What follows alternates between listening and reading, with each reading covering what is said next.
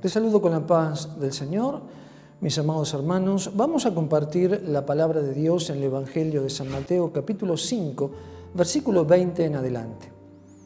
Dice así la palabra del Señor: Porque os digo que si vuestra justicia no fuere mayor que la de los escribas y fariseos, no entraréis en el reino de los cielos. Oísteis que fue dicho por los antiguos: no matarás, y cualquiera que matare será culpable de juicio. Pero yo os digo que cualquiera que se enoje contra su hermano será culpable de juicio, y cualquiera que diga necio a su hermano será culpable ante el concilio, y cualquiera que le diga fatuo quedará expuesto al infierno de fuego. Por tanto, si traes tu ofrenda al altar y allí te acuerdas de que tu hermano tiene algo contra ti, deja allí tu ofrenda delante del altar y anda, reconcíliate primero con tu hermano y entonces ven y presenta tu ofrenda. Amén. Hasta aquí la palabra del Señor, y como sabemos, este pasaje, estos versículos que hemos compartido corresponden a lo que conocemos como el Sermón del Monte. Mateo capítulo 5, Jesús en un monte, en una montaña, probablemente en la ladera de una montaña allí en Galilea, está enseñando a sus discípulos y a una multitud que se acerca a escucharle. Y este pasaje comienza en el versículo 17, bajo un tema del cual está escrito Jesús y la ley. Y deja en claro que Jesús, según sus palabras, no vino a abrogar, a suprimir la ley, sino que vino a cumplirla, tal como él mismo nos lo dice en el versículo 17. No solo vino a cumplirla en cuanto a los mandamientos de la ley, sino que Jesús también vino a cumplir todo lo que en la ley estaba escrito de él. De manera que al llevar sobre sí mismo el pecado del hombre, Jesús vino a resolver el problema del pecado, el cual la ley no podía resolver. El mismo pecado fue resuelto también sobre nosotros a causa del sacrificio de Cristo. Es decir, al morir por nosotros en la cruz, el Señor Jesús nos ha quitado del peso de la ley y nos ha sacado de debajo de la ley para introducirnos juntamente con Él en la ley, por medio de la gracia, para que entonces nosotros podamos deleitarnos en ella. Es decir, deleitarnos en la palabra de Dios, conocerla, obedecerla, cumplirla para gloria del Señor, tal como a Dios le agrada. De tal manera que podemos comprender muy bien las palabras del apóstol Pablo en 1 Corintios capítulo 9, versículo 21, cuando dice el apóstol: no es que yo esté sin la ley de Dios, pero ahora estoy bajo la ley de Cristo. De manera que por medio de la gracia, Cristo ha promulgado una nueva ley, la ley del amor. Esta ley que estaba escrita también desde el principio en el corazón de Dios, y así lo manifiesta el Evangelio de Juan cuando dice que de tal manera amó Dios al mundo que ha dado a su Hijo unigénito, para que todo aquel que en él cree no se pierda, mas alcance vida eterna. Así que todos los que creemos por fe en el Señor Jesucristo, todos los que nos llamamos cristianos, estamos bajo la ley de su amor. Y por medio de esta ley, nosotros aprendemos lo que significa el amor de Cristo. Y en esto también aprendemos lo que significa el amor a Dios y el amor a los hermanos, tal como nos dice la palabra en la epístola de Pablo a los Romanos, en el capítulo 13, versículo 8 en adelante. Dice el apóstol en esta carta: no debáis a nadie nada, sino el amaros unos a otros, porque el que ama al prójimo ha cumplido la ley. Porque no adulterarás, no matarás, no hurtarás, no dirás falso testimonio, no codiciarás, y cualquier otro mandamiento, en esta sentencia se resume: amarás a tu prójimo como a ti mismo. El amor no hace mal al prójimo, así que el cumplimiento de la ley es el amor. Palabra conocida por todos nosotros en el libro de los Romanos. De tal manera que cada uno de nosotros somos llamados a amar a Dios como Cristo amó al Padre y amar a los hermanos, tal como Cristo amó a sus discípulos. Esto os mando, que os améis unos a otros, dice el Señor a sus discípulos y nos dice a nosotros, Juan 13:34, Juan 15:17, entre otros versículos, mis amados hermanos. Ahora bien, de la ley del amor de Cristo surge una justicia que es mayor que la de los escribas y fariseos, tal como el Señor lo está explicando aquí en el versículo 20 de este pasaje. Es la justicia de Cristo, en la cual nosotros debemos andar. es la justicia de Cristo en la cual nosotros debemos caminar y sin la cual, dice el Señor, no llegaremos al reino de los cielos. Así que bajo estas palabras del Señor Jesús vamos a considerar dos aspectos en la vida cristiana. El primer aspecto tiene que ver con la comunión con nuestros hermanos delante de Dios y el segundo aspecto tiene que ver con guardar la comunión delante del Señor y el testimonio de Cristo en las distintas situaciones que la vida nos pueda presentar. Podríamos decir, en las distintas situaciones límites que la vida nos pueda presentar. De manera que en Mateo 5, 20 al 22, dice la palabra, dice el Señor, porque os digo que si vuestra justicia no fuere mayor que la de los escribas y fariseos, no entraréis al reino de los cielos. Oísteis que fue dicho por los antiguos, no matarás, y cualquiera que matare será culpable de juicio. Pero yo os digo que cualquiera que se enoje contra su hermano será culpable de juicio, y cualquiera que diga necio a su hermano será culpable ante el concilio, y cualquiera que le diga fatuo quedará expuesto al infierno de fuego. Así que lo primero que vamos a considerar en este pasaje es el punto del cual hablamos, la comunión con los hermanos delante de Dios. Un tema importante, no solo en el corazón de la iglesia, sino también en el corazón de Dios, mis queridos hermanos. De manera que en el versículo 20, tal como leímos, tal como dijimos, el Señor exhorta a sus discípulos a tener una justicia mayor que la de los escribas y fariseos. Porque si no, no entraréis en el reino de los cielos. Es decir, si la justicia de ustedes, dice el Señor, no fuese mayor, no fuese más abundante que la de los religiosos. Es decir, el Señor está diciendo que para caminar en el reino de Cristo, para andar en el reino de Cristo, no solo su discípulo debe excluir lo malo, sino que debe superar ampliamente lo que los escribas y fariseos tenían por bueno. Es decir, lo que los religiosos llamaban bueno debe ser superado ampliamente por el discípulo de Jesucristo. ¿Por qué? Porque los religiosos de aquella época, y cualquier religioso de esta época, vive de sus apariencias, vive de la apariencia. Es decir, en aquella época los escribas y fariseos aparentaban una vida de piedad, pero no la tenían. Eran religiosos que buscaban satisfacer sus propias emociones, su propia conducta carnal. Buscaban ser alabados y reconocidos por los hombres, dejando y descuidando lo más importante, lo que Dios mira, es decir, el corazón. Pero el discípulo de Cristo, en cambio, no busca ser alabado por los hombres, sino por sobre todas las cosas y en todo momento busca ser aprobado por Dios. Así que vemos, según las palabras del Señor en los versículos 21 y 22, que recalcan y golpean el corazón de aquel que se acerca al monte a leer estas palabras y a escucharlas hoy a través de la palabra de Dios. El Señor dice de manera contundente, cualquiera que se enoje contra su hermano, cualquiera que le diga necio, cualquiera que le diga fatuo, quedará expuesto al juicio y al infierno de fuego. Así que lo que nosotros vemos aquí, que el Señor toma autoridad y da una nueva enseñanza para ser puesta en práctica por aquellos que son discípulos del Señor.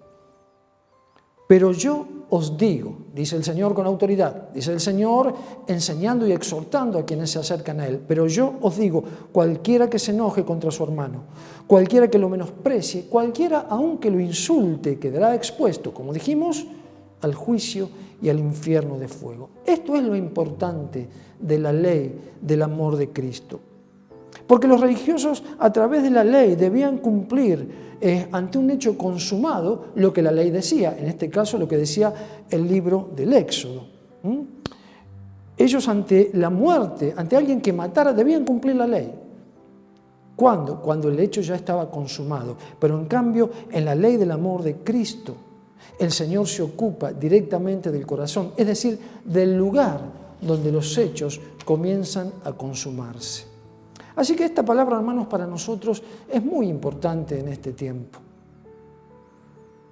Esta palabra que muchas veces nosotros utilizamos rápidamente para señalar y para exhortar a nuestros hermanos, Creo que hoy nos señalan y nos exhortan primeramente a nosotros de parte del Señor y de parte de su palabra. Vemos aquí dos puntos principales. Dice el Señor, cualquiera que se enoje contra su hermano y cualquiera que hable mal de su hermano. Primer punto, cualquiera que se enoje contra su hermano. Dice en el original, cualquiera que se llene de furia, cualquiera que se llene de ira contra su hermano será culpable de juicio. Y nosotros nos preguntamos, ¿es que entonces los cristianos no nos tenemos que enojar? ¿No podemos enojarnos? ¿Nos está prohibido enojarnos a los cristianos? La palabra no dice eso. Sí podemos enojarnos, sí podemos. La palabra nos autoriza. Efesios capítulo 4, versículo 26, dice, airaos, pero no pequéis, no se ponga el sol sobre vuestro enojo. Ahí está la diferencia de lo que podríamos llamar nosotros el enojo cristiano. Es decir, el discípulo de Cristo, cuando se enoja, no peca. Ahí está la diferencia, que muchas veces es difícil de entender. Pero ¿cómo vamos a hacer? ¿Cómo vamos a enojarnos sin pecar? Porque parece que una cosa fuese encadenada a la otra. Es decir, el enojo y el pecado parece que fuesen juntos, pero la palabra de Dios no dice así. Es muy clara, airaos, pero no pequéis. Lo que nos está diciendo es que como cristianos podemos enojarnos, pero no pecar en nuestro enojo. ¿Cómo se entiende esto? Amados, se entiende a través de la palabra, se entiende espiritualmente. No hay otra forma de entenderlo y de llevarlo a la práctica que a través de la vida espiritual, es decir, a través del Espíritu Santo. Segundo punto, dice el Señor, cualquiera que diga necio. La palabra original raká significa desprecio por el intelecto, por lo que la persona es. Y la palabra fatuo, que para nosotros es una palabra tal vez simple, que significa, como decir, ignorante, en el original es la palabra more, una palabra que significa desprecio profundo, desprecio por el corazón del hermano que está frente a nosotros. Es una palabra muy profunda, por eso dice que ahí ya no cabe el juicio, sino que el que tenga ese sentimiento hacia su hermano queda directamente expuesto al infierno de fuego. Dice así el Señor. Por eso son importantes, hermanos, entender las palabras del Señor y entenderlas, como dijimos, desde el punto de vista espiritual, entenderlas a través de la sabiduría del Espíritu Santo.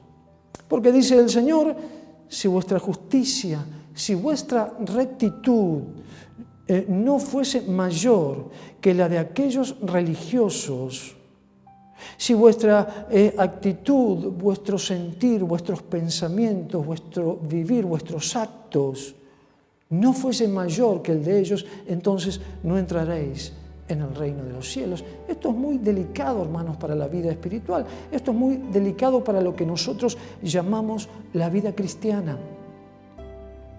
Ahora bien, ¿de dónde procede esta rectitud mayor? Esta expresión mayor que tiene que ver con la ley del amor de Cristo. ¿De dónde procede esta rectitud mayor que la de los religiosos y los carnales que rodeaban, enfrentaban y perseguían a Jesús? Esta rectitud procede, mis amados, de una vida en el Espíritu. La palabra nos habla claramente.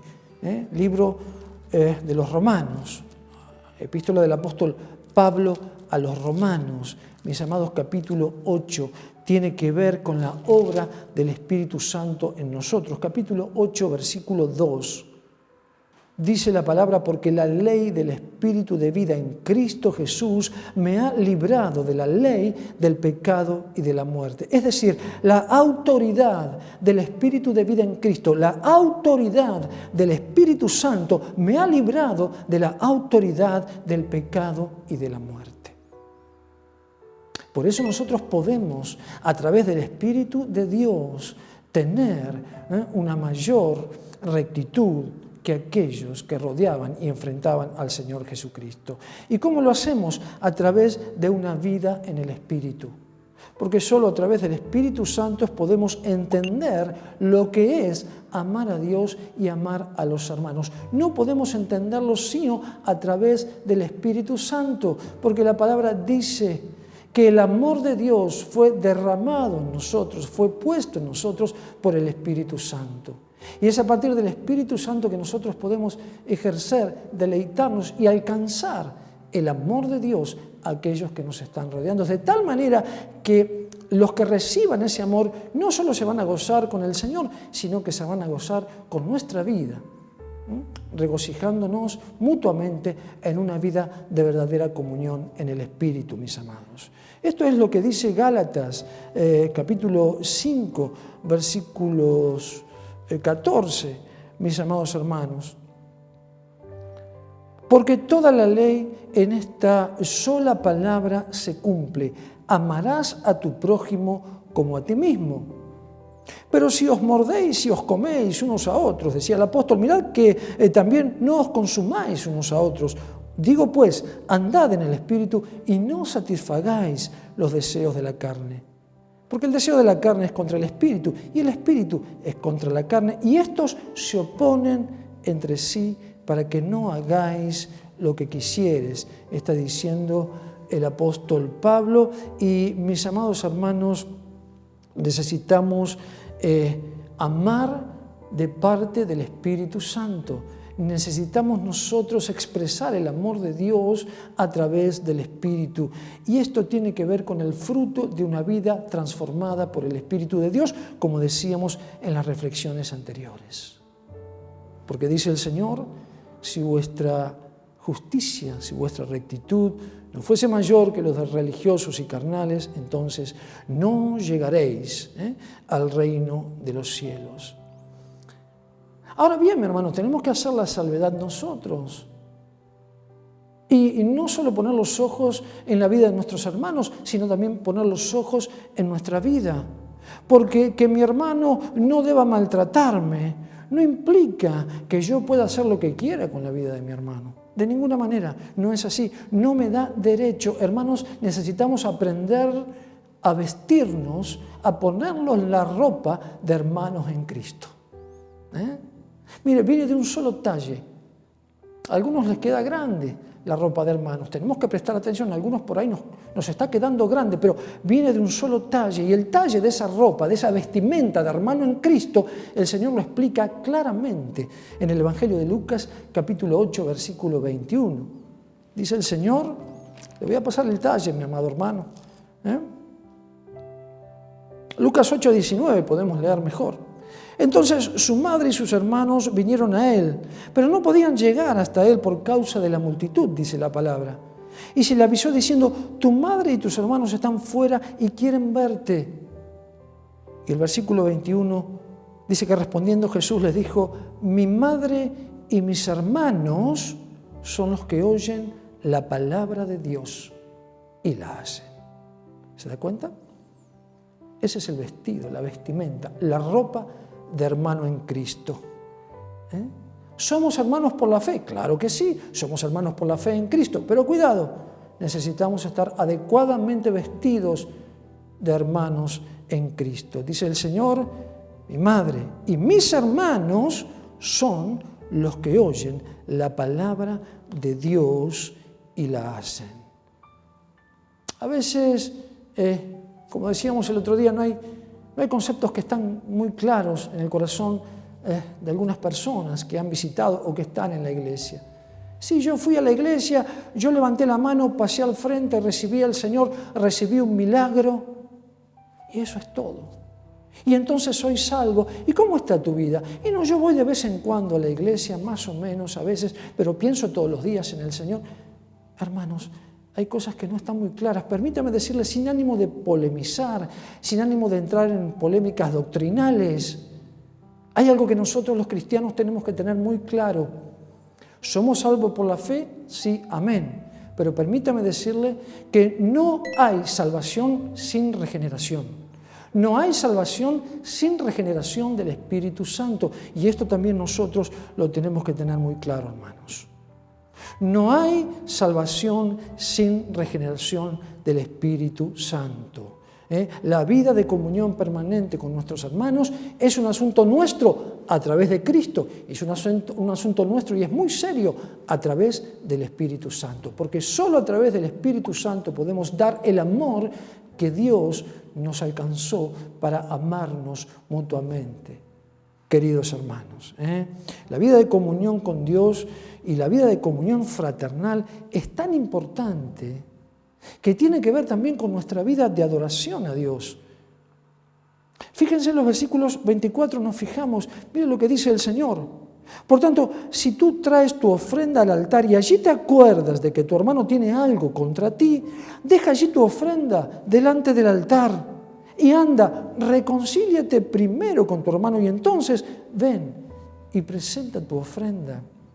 Fíjese, mi amado, que es tan importante la comunión fraternal en la iglesia, la comunión entre hermanos, que puede afectar directamente nuestra vida de relación con Dios, nuestra vida de adoración a Dios. El Señor advierte, si vos traes tu ofrenda, si venís a adorar a Dios, pero te acordaste de que tu hermano tiene algo contra ti, deja tu ofrenda, esperá, dale tiempo, reconciliate con tu hermano y luego vení y adorá a Dios de todo corazón.